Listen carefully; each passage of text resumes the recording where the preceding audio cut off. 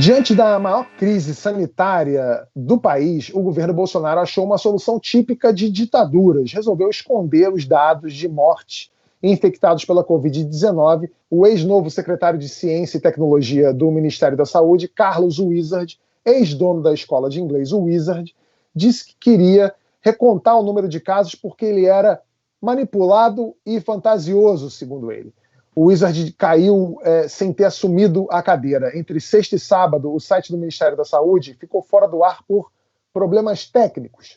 No domingo, 2 números de mortes por Covid-19 foram divulgados. Primeiro, 1.382 mortes. 2 horas depois, o Ministério da Saúde ressuscitou 857 pessoas e o número de mortes passou para 525.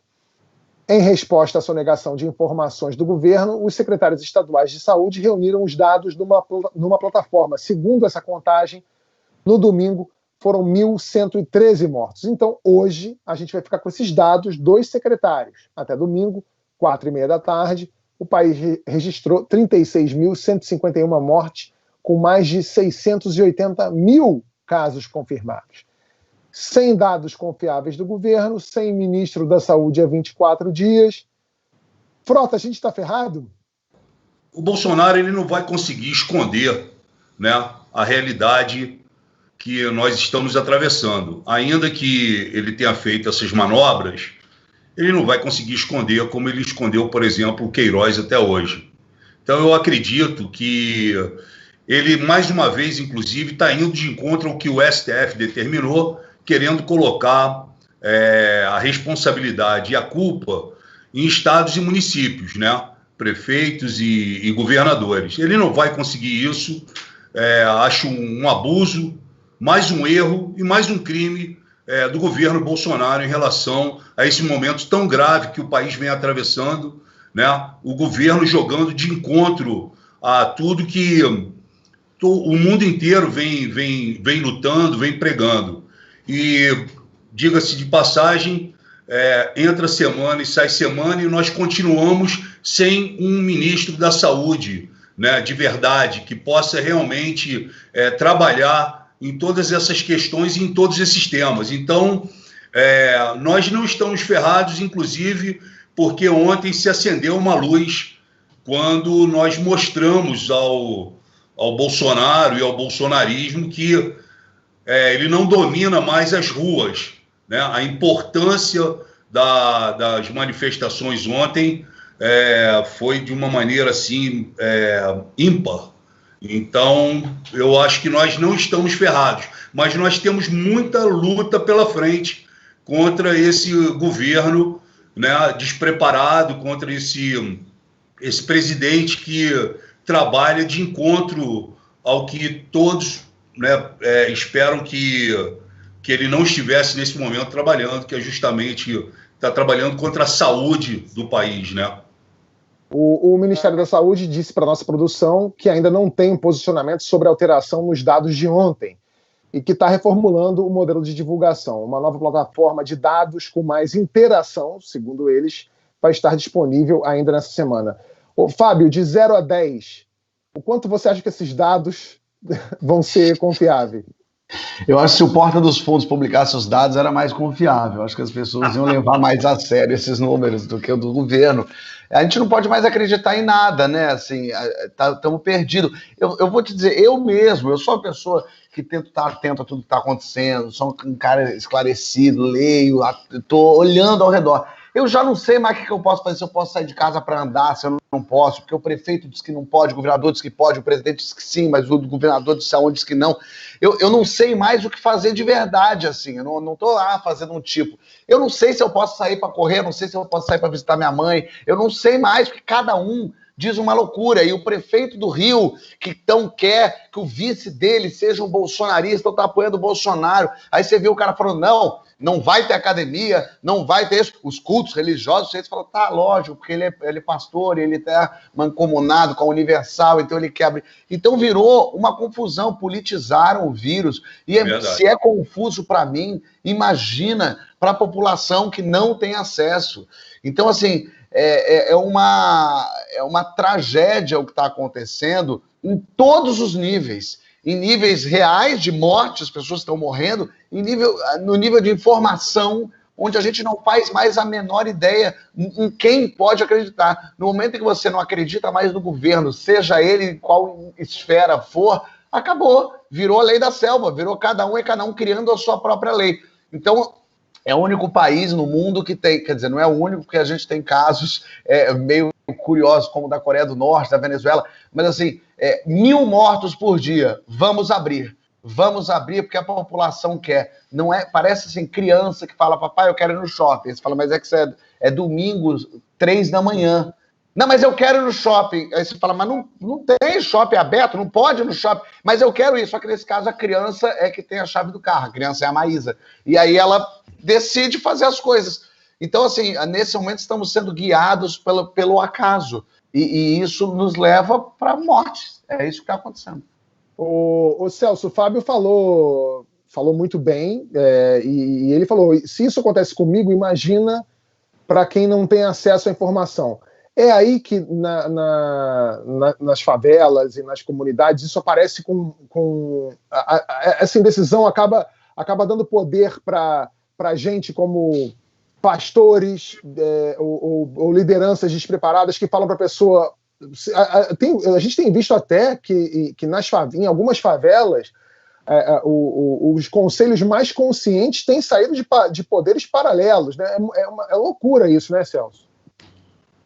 Realmente tem sido uma loucura muito grande. A gente tem informação, sim. Quer dizer, as informações são truncadas e são, na verdade, demandadas de pessoas, de grupos com interesses totalmente diferentes. Então, essa polarização que a gente está vivendo nesse momento está sendo uma coisa que realmente está fazendo muito mal para a sociedade. Como o Pochá acabou de falar, nem ele sabe o que ele faz. Você imagina todo o restante. Então, quando você vê que as pessoas, de modo geral, não sabem o que fazem, então é todo mundo sem saber e cada um escolhendo algum tipo de direção. No caso, como você falou dos pastores, por exemplo, não agora, mas mesmo no começo, quando surge a pandemia e quando a gente começa a ficar muito preocupado, quando a gente começa a levar para as favelas informação, com bicicleta, com carro de som, etc., tentando fazer com que as pessoas usassem máscara e tudo mais. Eu, pessoalmente, fui em algumas das favelas em que os pastores, não vou dizer que são todos eles, mas uma parte significativa de pastores, diziam que o único espaço físico onde o vírus não teria acesso eram nas igrejas. E aí você via as pessoas entrando nas igrejas com as famílias para se esconder do vírus. Então, assim, eu não sei qual que é a motivação, enfim, eu não quero acusar ninguém, mas qual é a motivação que faz com que essas pessoas, na verdade, acumulem uma série de pessoas de favela naquele território, naquele espaço deles amontoados? Será que eles realmente acreditam naquilo? Porque certamente, se você pertence a uma igreja, o teu pastor é o teu líder espiritual e ele fala em nome, para você, ele fala em nome de Deus. Então, se ele realmente falar para você que aquilo é uma verdade absoluta, realmente vai ser. Então, acho que a gente fica muito vulnerável a cada dia que passa mais. E aí é realmente muito importante que a gente tenha aí uma nova postura do Estado brasileiro para que a gente caminhe para um caminho seguro, que não está parecendo que vai acontecer tão cedo. Vou te fazer uma correção no que eu falei, porque usei o exemplo da Maísa, mas quero até pedir desculpas à Maísa, porque a Maísa seria uma presidente 100 mil vezes melhor que Jair Messias Bolsonaro. Foi só um exemplo de uma criança tão independente que ela pega a chave do carro. Mas eu sou Maísa para presidente, tá? Não, e você falou bem, mas no caso, a Maísa pegaria o carro e o Crivella abriria o shopping para ela às 3 da manhã. Exatamente. Omara, como é que essa confusão toda reflete na imagem do Brasil lá fora, sobretudo para investidores? O presidente Bolsonaro, ele disputa ali com o Nicolás Maduro fortemente essa imagem de caos, de desordem total. Qual é a diferença em relação ao Brasil? É que nós temos instituições ali que funcionam. Então, assim, o sonho do presidente era controlar o legislativo e o judiciário, que ele não consegue, ele tem tentado, mas não consegue. E isso é bom. Para o investidor estrangeiro, eu entrevistei um banqueiro semana passada, um banqueiro de investimentos, porque você vê uma volta do capital, do dinheiro de investidor estrangeiro para a Bolsa. Saíram 77 bilhões de reais esse ano. E agora, semana passada, começou a voltar. Voltou 1,5 bi.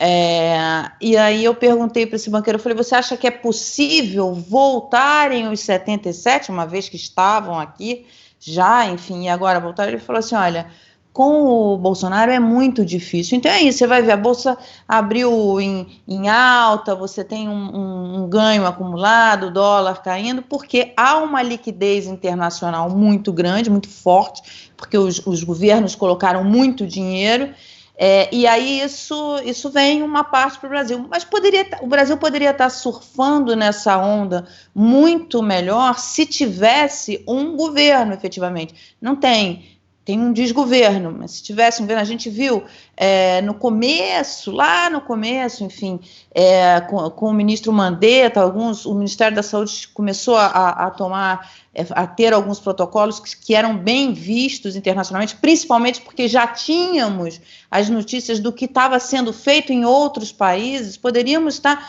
numa situação muito melhor, mas o negacionismo do presidente, enfim, toda essa vontade de esconder todos os números, ele não consegue. Por quê? Porque os secretários se uniram para passar os números, porque os veículos de comunicação se uniram para levar os números. Então, assim, é um embate diário do presidente com as instituições, né? Enfim, isso é ruim para a imagem dele, é péssimo para a imagem do país. A gente está vendo retrocessos. A ministra da Agricultura devia ganhar insalubridade, porque o que essa mulher faz para tentar desfazer todos os estragos que o presidente e os filhos dele fazem com a China, com todo mundo, enfim, é impressionante. Quer dizer, o país poderia estar numa situação muito melhor. E o presidente, ele reduz a questão econômica a abrir para todo mundo se infectar, morrer mesmo e tal. A gente já viu declarações, eu li na imprensa, enfim, uma matéria da Reuters, declarações de agentes do governo, enfim, dizendo, que bom mesmo que vai morrer porque resolve o problema da Previdência. É um absurdo isso, né? Isso mostra a configuração do que a gente está vivendo. A reunião do dia 22, tudo isso vai mostrando como é que o governo lida com essa questão sanitária e com essa questão econômica, que é não lidar com isso. Pois é, eu até escrevi isso no Twitter essa semana, a gente era o país conhecido por ser o país do samba, do futebol e do carnaval, a gente está virando o país da fake news, das armas e da Universal, né? E assim, eu até estava brincando, acho que eu até falei com o Fábio numa reunião de roteiro, assim, que a gente vai chegar agora no exterior, quando for preencher ficha de hotel, a nacionalidade, a gente vai ter que fingir outra coisa para não passar vergonha, né? Pra dizer que eu sou português. Enfim. A gente teve o segundo... Não passar vergonha não, Tabet. Você vai ter países que vão falar assim, olha, brasileiro, peraí, você vai ter dificuldade. Fábio que viaja o mundo inteiro, Fábio, você vai ter ali um certo probleminha para entrar em alguns países que vão olhar para os brasileiros com uma desconfiança, enfim. Quando eu viajo, assim, eu gosto de viajar pelo Brasil e para fora também, e vou para todos os tipos de lugares, assim, não vou lá só para o famoso Miami, não. E todo lugar que eu tenho ido nos últimos 2 anos, a reação, primeiro, quando eu falo brasileiro, todo mundo sorri, mas fala, o que está acontecendo? As pessoas não estão entendendo o que está acontecendo. Nossa, o brasileiro é um povo tão alegre, tão feliz, e a gente tem ouvido coisas tão estranhas, tão esquisitas. Isso na Tanzânia, quando eu estava, isso em qualquer lugar, na Etiópia que eu fui, o cara falou, mas vem cá, mas o que está acontecendo? As pessoas não estão entendendo como é que um povo está se transformando tão rapidamente numa coisa muito pior.